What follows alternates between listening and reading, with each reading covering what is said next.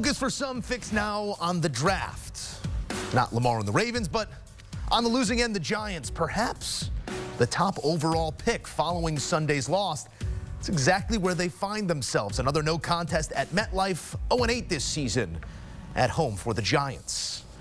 And for all that futility, it's a Giants team that, with the Raiders not playing till Monday, finds themselves at the top of the draft order with that 12th loss this season, Mac. Yeah.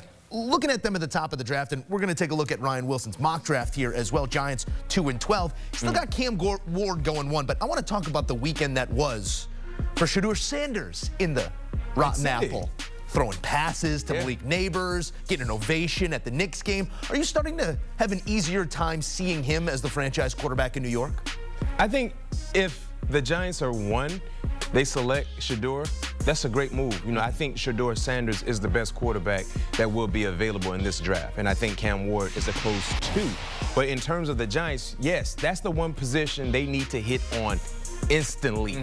There's been an issue since Eli retired from the game years ago. They haven't had serviceable play at the quarterback position, and because of that, everything has been in a flux. If you can go get that guy at the quarterback position, he can turn your program around for the better. Just ask the Houston Texans, right? When you find that one guy, everything instantly becomes better. The team looks better. The play is better. The food tastes better in the stadium. The water is better. Everything is better. So you have to make sure you find the guy that fits what you want your team to look like, and most importantly, the offense. His ability to be tough-minded, he showcased that, right? His ability to be able to be clutch, he showcased that as well in his collegiate career. And to your point, it felt like he was trying to figure things out in the big city. You know, going around, shopping, he had Saks Fifth on Fifth Ave, you know, going to the Knicks game courtside. I mean, he's been, you know, enjoying the experience because this could be a potential new living location for Shedeur Sanders. And of course, the Raiders will have a say-so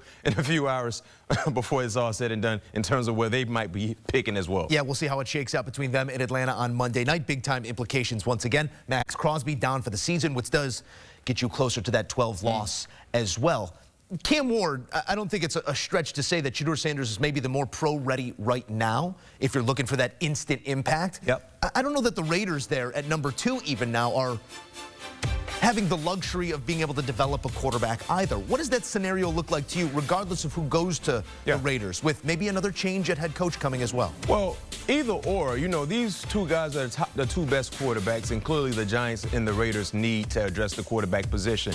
And solely when you talk about Cam Ward as an individual, the thing I love about Cam Ward, and to your point, if he goes to an organization where they need him to step into the lineup right now, I think he's prepared to do so, and here's why.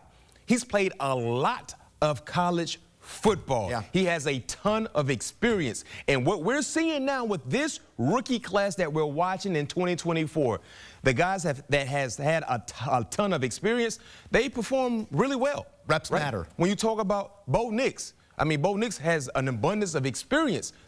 Those experienced reps have really served for him to be the type of player that we're watching currently right now for him. Jaden Daniels, think about how much football he's played on the collegiate level, and now jumping into the lineup instantly as a day 1 starter for the Commanders and hasn't missed a beat.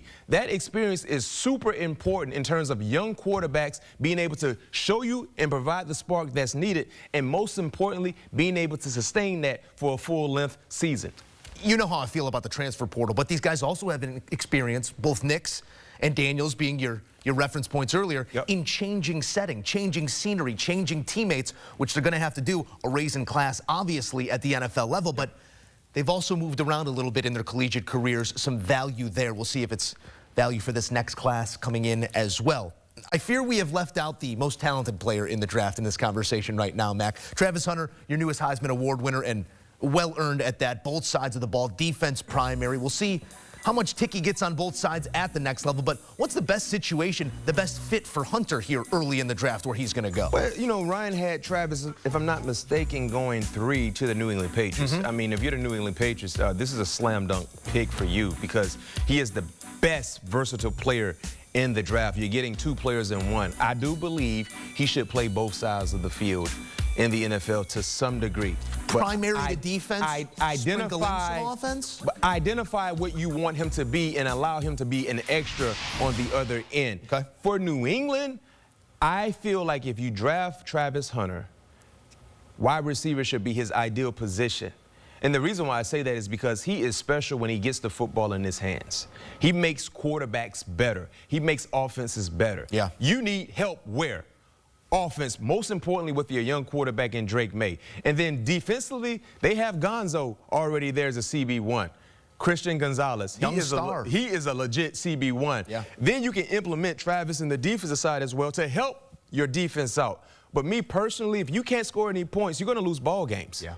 They can get stops. They can't score any points because they lack playmakers. So if you want to improve your quarterback, go get him playmakers. When you look at the young wide receivers that we've raved about so far this season, Malik Neighbors. When you look at Brian Thomas, hey, year 2 with Jackson Smith-Njigba. These are guys that really have helped their offense, and they have flourished mightily as individuals. I think Travis Hunter can provide the same success for the New England Patriots and being able to help either side at any given time. It's going to make for some interesting pre-draft interviews, isn't it? Yeah. Where do you want to play? Well, I want to play here. Well, I want to do this. Well, we want you to do that. You got to find the fit because it is a unique talent there in Travis Hunter.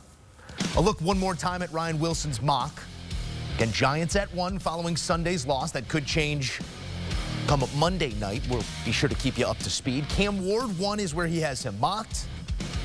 Shedeur Sanders, number 2 to Las Vegas. And there have been plenty of connections there as well. Just more recently, we've seen Shedeur in the big city.